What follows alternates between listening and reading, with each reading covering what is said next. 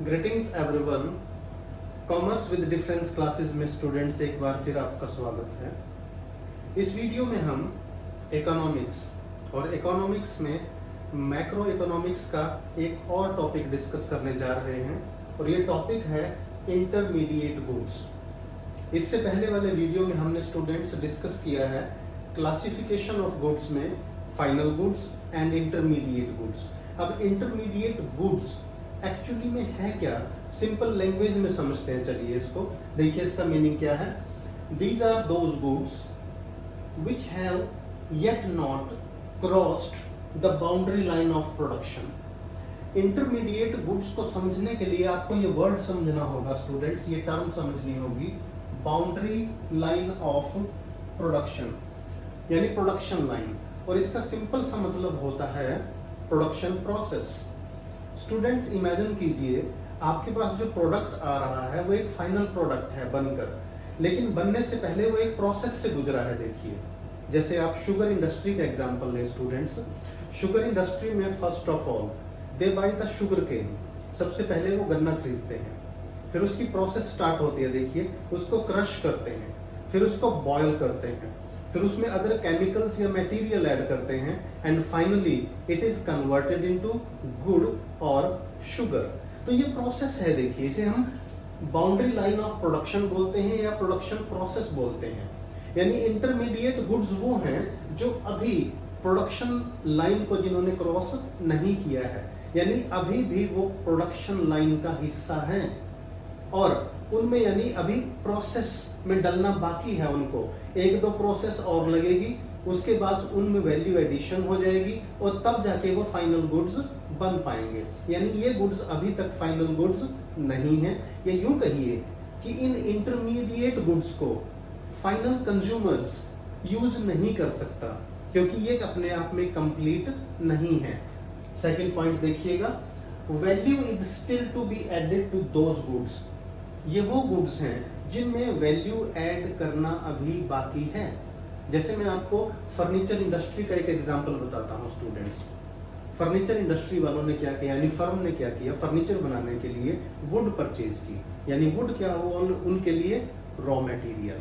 फिर उसको उन्होंने पीसेस में कट किया। अब देखिए, जो कट किए हुए पीसेस हैं वो एक इंटरमीडिएट गुड्स है। क्या उसको फाइनल कंज्यूमर यूज कर सकता है? बिल्कुल नहीं। तब तक यूज नहीं कर सकता जब तक वो फाइनली फर्नीचर की शेप ना ले ले।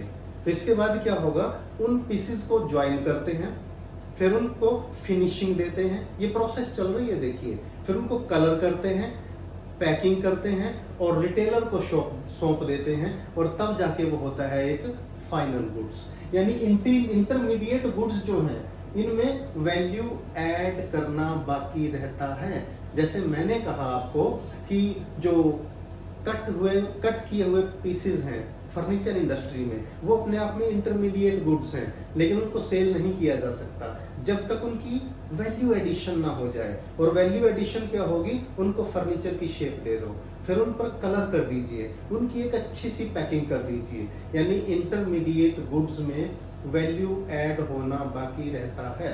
थर्ड पॉइंट देखिएगा, which are not ready for use by the final users. ये मैं आपको स्टार्टिंग में बता चुका हूं कि जो इंटरमीडिएट गुड्स हैं फाइनल यूजर्स इनको यूज नहीं कर सकता। जैसे मैंने फर्स्ट एग्जांपल बताया था शुगर केन इंडस्ट्री का। शुगर केन यानी गन्ने को क्रश कर दिया गया, यानी रस निकल गया, फिर उसको बॉयल किया। क्या बॉयल किया हुआ जो रस है, can you use that as गुड और शुगर? नो। उसमें और प्रोसेस स्टेप होगा उसका, उसमें कुछ केमिकल मिलाए जाएंगे, उसमें कुछ मटेरियल मिलाया जाएगा and then finally it will be converted into गुड और शुगर। तो यहाँ समझिए कि जो इंटरमीडिएट गुड्स हैं, अब इंटरमीडिएट का एक सिंपल मीनिंग और मैं बताता हूँ आपको। एक तरह से यूं मान लीजिए ये सेमी फिनिश्ड गुड्स है, यानी ना तो ये फाइनल गुड्स है ना ये रॉ मटेरियल है, ये बीच में है और इसमें प्रोसेस होना बाकी है। इस पर जो मैन्युफैक्चरिंग इंडस्ट्रीज हैं, इसमें जो वर्कर्स हैं और काम करते हैं और इनको फाइनल गुड्स में कन्वर्ट करते हैं और इसके थ्रू इनमें वैल्यू एडिशन होता है। तो इंटरमीडिएट गुड्स का मीनिंग देखिए, दोबारा देख लें आप। इंटरमीडिएट गुड्स वो हैं जो बाउंड्री लाइन के अंदर हैं, यानी इनमें प्रोडक्शन कंप्लीट नहीं हुई है, वैल्यू एडिशन बाकी है, और these are not ready for use, इनको हम अभी यूज नहीं कर सकते, ना ही अभी सेल कर सकते हैं। आगे देखिए स्टूडेंट्स, इंटरमीडिएट गुड्स को थोड़ा और समझने के लिए इसके मीनिंग को एक्सटेंड करते हैं।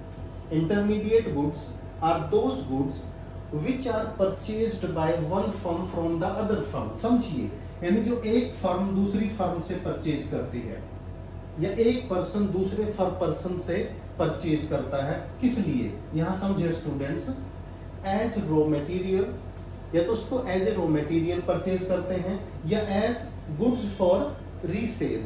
मैं दोनों को एग्जांपल के थ्रू समझाता हूं स्टूडेंट्स आपको। देखिए, एज रॉ मटेरियल, जैसे would purchased bye furniture industry. Furniture industry जब वुड परचेज करती है तो वुड फर्नीचर इंडस्ट्री के लिए क्या हुआ? रॉ मटेरियल हुआ। अब इसमें क्या हुआ, एक फर्म ने दूसरी फर्म से वुड परचेज किया है। दूसरा एग्जांपल देखिए, एज गुड्स फॉर रीसेल। इसका एग्जांपल देखें आप, इसका एग्जांपल है रिटेलर, रिटेलर्स।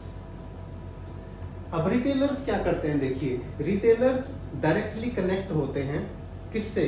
कंज्यूमर से। जैसे एक रिटेलर, उसका रेडीमेड गारमेंट्स की शॉप है, अब उसने जो शर्ट्स परचेज की हैं, हालांकि वो फाइनल गुड्स हैं लेकिन सेल नहीं हुई हैं, तो होलसेलर से रिटेलर ने शर्ट्स को परचेज किया। मान लो उसने शर्ट्स परचेज की हैं एट द रेट ऑफ ₹1000।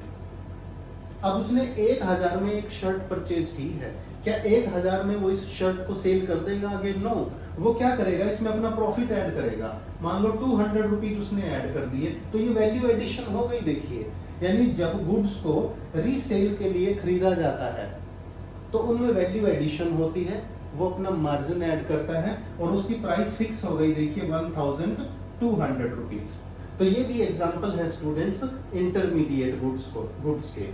थोड़ा सा आगे बढ़ते हैं ताकि इंटरमीडिएट गुड्स का कॉन्सेप्ट आपको पूरी तरह से क्लियर हो। एक्सपेंडिचर और इंटरमीडिएट गुड्स को क्या बोलते हैं ये समझिएगा। यानी जो इंटरमीडिएट गुड्स हैं, इन पर एक्सपेंडिचर करता कौन है? ऑफ कोर्स प्रोड्यूसर करते हैं, मैन्युफैक्चरर करते हैं, क्योंकि इंटरमीडिएट गुड्स में वैल्यू एडिशन करनी होती है, and that is called intermediate consumption और इंटरमीडिएट कॉस्ट। देखिए स्टूडेंट्स, यानी इंटरमीडिएट गुड्स पर जो एक्सपेंसेस होते हैं, या तो हम उनको इंटरमीडिएट कंजम्पशन बोलते हैं या इंटरमीडिएट कॉस्ट बोलते हैं। अब इसमें थोड़ा आगे समझिए, ग्रोस वैल्यू एडिशन कितनी हुई, कैसे पता चलेगा हमें? यानी जैसे हमने लकड़ी खरीदी, देखिए स्टूडेंट्स मैं इसको एग्जांपल के थ्रू समझाता हूं। आपने मान लो वुड खरीदी और वो वुड थी 20,000 की, समझिए। इंटरमीडिएट कॉस्ट, यानी आपने जो वुड खरीदी वो 20,000 रुपीज की थी, और वुड को जब आपने फर्नीचर में कन्वर्ट कर दिया, वो मान लीजिए हो गया 1,50,000 रुपीज का, 1,50,000 का। तो ग्रोस वैल्यू एडिशन कितनी हुई? प्रोडक्ट की वैल्यू 1,50,000 है, लेकिन 20,000 तो उसमें इंटरमीडिएट कॉस्ट थी, तो ग्रोस वैल्यू एडिशन कितना हुआ? यानी जो वुड थी उसमें कितनी वैल्यू ऐड हुई? 150 माइनस 20,000, तो वैल्यू ऐड हुई है 1,30,000। इस कॉन्सेप्ट को दोबारा समझ लो स्टूडेंट्स। जब आपको ग्रोस वैल्यू एडिशन कैलकुलेट करनी हो, तो जो फाइनल प्रोडक्ट तैयार हुआ है उसकी जो वैल्यू है, यानी वैल्यू ऑफ आउटपुट, प्रोडक्ट की टोटल वैल्यू है, उसमें से इंटरमीडिएट कॉस्ट को माइनस कर दो, ग्रॉस वैल्यू एडिशन आ जाएगी। आपको पता चल जाएगा कि आपने कितनी वैल्यू ऐड की है उस प्रोडक्ट में। आगे बढ़ते हैं स्टूडेंट्स। क्या ऐसा हो सकता है कि same product, same goods intermediate भी हो और फाइनल भी हो? ये पॉसिबल है, याद रखिए। मैं दोबारा रिपीट कर दूं, क्या है?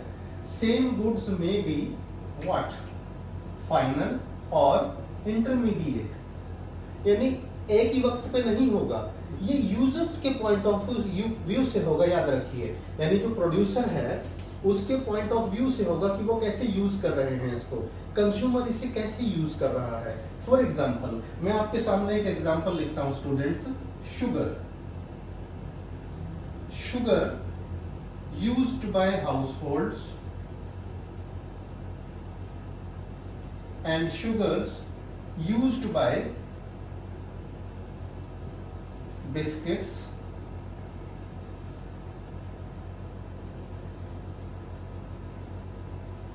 making company। देखिए, जो शुगर है, चीनी, जो हाउस होल्ड यूज करते हैं वो डायरेक्ट कंज्यूम करेंगे, उसको चाय बनाने के लिए या दूध में इस्तेमाल करेंगे या हलवा बनाएंगे उसका, तो वो क्या हो गया, वो हो गया उनके लिए फाइनल गुड्स। यानी जब चीनी घरों में यूज होगी तो वो फाइनल गुड्स है, और वही चीनी जब बिस्किट बनाने में या कोई और फूड स्टफ बनाने में इस्तेमाल होगी तो वो क्या हो जाएगी, इंटरमीडिएट हो जाएगी। स्टूडेंट्स याद रखिएगा, यानी एक ही गुड्स अलग अलग यूजर्स के लिए इंटरमीडिएट और फाइनल गुड्स हो सकता है। दोबारा देख लो, चीनी जब घरों में इस्तेमाल हो तो वो फाइनल गुड्स है, फाइनल गुड्स। और यही चीनी जब किसी इंडस्ट्री में यूज हो, जैसे बिस्किट बनाना है या मीठे ब्रेड बनाने हैं या आप कुछ भी और कोई प्रोडक्ट ले लीजिए उसको बनाना है, वहां चीनी यूज हो रही है, तो वहां पर वो इंटरमीडिएट गुड्स कहलाएगा। यानी एक ही समय में अलग अलग यूजर्स के लिए सेम गुड्स इंटरमीडिएट गुड्स और फाइनल गुड्स हो सकता है। तो इस टॉपिक को एक बार फिर से देख लें स्टूडेंट्स, हमने अब तक क्या डिस्कस किया। इंटरमीडिएट गुड्स का मीनिंग, फिर intermediate goods as a raw material as for the purpose of resale, तब क्या क्या होगा। थर्ड, जो हमारी इस पे एक्सपेंडिचर होते हैं वो इंटरमीडिएट कॉस्ट हुई। फिर हमने ग्रॉस वैल्यू एडिशन देखा, और फाइनली हमने डिस्कस किया कि सेम गुड्स फाइनल गुड्स और इंटरमीडिएट गुड्स हो सकता है। तो स्टूडेंट्स, उम्मीद है ये टॉपिक आपको पूरी तरह से क्लियर हुआ होगा। वीडियो अच्छा लगे तो लाइक करें, फ्रेंड्स के साथ शेयर करें, और चैनल अभी तक सब्सक्राइब नहीं किया तो चैनल को सब्सक्राइब जरूर करें।